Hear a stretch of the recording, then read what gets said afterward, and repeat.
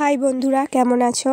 আমরা চলে যাচ্ছি বকখালি আমার মামার বাড়ির কাছ থেকে প্রায় 1.5 থেকে 2 ঘন্টা দূরে। তো আমরা চলে যাচ্ছি বাসে করে।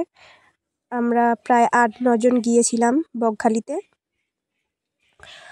তো এই যে আমার দাদা বৌদি আর সবাই গেছে। আমরা প্রায় 1.5-2 ঘন্টা পর বকখালিতে চলে এলাম। আমার ভাইপোকে তো হাই করতে বললাম, সে বলল না। আমার বোন এসে হাই করে দিয়ে গেল। দেখতেই পাচ্ছ, দেখো এই যে জঙ্গলের কাছ থেকে কত দূরে জলটা আছে।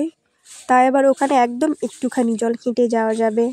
ওখান থেকে হেঁটে প্রায় অনেকটা দূর যেতে হবে আমাদেরকে। চলো দেখাচ্ছি তোমাদেরকে কতটা দূর যেতে হবে। এই পিছনেই একটা মন্দির আছে বড় ভেতরে, সেখানে আমরা যাইনি কারণ অনেকটাই সন্ধ্যা হয়ে গেছিলো আমরা যখন যাই। তো তার কারণেই আমাদের আর যাওয়া হয়নি। তো দেখতেই পাচ্ছ পেছনে দেখো কত দূরে হচ্ছে জলটা চলে গেছে। ওই পেছনে ওই যে জল, তারপরে পুরো আবার বালি দেখা যাচ্ছে। তো আমরা যে গেছিলাম ওই সন্ধ্যের দিক হয়ে গেছিলো, তো তাই জন্য বেশি লোক নেই। দেখো এই যে জুতো হাতে করে নিয়েছি, এবার সেই জলটা পার হয়ে তারপরে হাঁটা শুরু করেছি। দেখো পেছনটা দেখাচ্ছি কতটা দূর আসতে হয়েছে, প্রায় 3-4 মিনিট সময় লেগে গেছে আমাদের যেতে। এইবার সামনে দেখাচ্ছি জলের কাছে, দেখো কাছাকাছি এসে গেছি প্রায়। তেমন একটা লোক ছিল না, স্নান করছিল প্রায় ওই 3-4 জনেরই মতো, বেশি কেউ স্নান করছিল না, জাস্ট জলে নেমে দাঁড়িয়েছিল কিছুজন।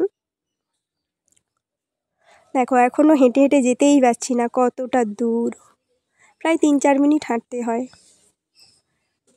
ওই যে এই যে আমাদের সব ফ্যামিলি মেম্বার যারা গেছিল আমাদের তরফ থেকে।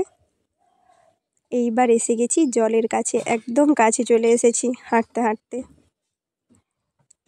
দেখো সেই রকম কেউ স্নানই করছে না জলেতে, কয়েকজনই মাত্র স্নান করছে, আর সবাই এমনি জাস্ট নেমেছে জলেতে।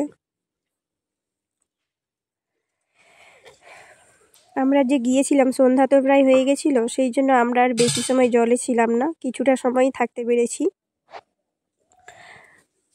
যার জন্য আমাদের যে এই যে আমরা সবাই গিয়েছিলাম, জাস্ট কয়েকটা মাত্র ফটো ক্লিক করা হয়েছে। ক্লিক করেই তারপরে আমরা চলে এসেছিলাম, কারণ ওখান থেকে হচ্ছে হুইসেল মারছিল বাঁশি দিয়ে, কারণ সন্ধ্যের হয়ে গেছিলো আর ওখানে সন্ধ্যা হয়ে গেলে কাউকে সেই রকম থাকতে দেয় না। তো আমরা চলে এসেছিলাম প্রায় ওই 1 ঘন্টার মতোই আমরা ওখানে থাকতে পেরেছি। বেশি সময় ওখানে আমাদেরকে থাকতে দেওয়া হয়নি, কারণ সন্ধ্যা হয়ে গেছিল।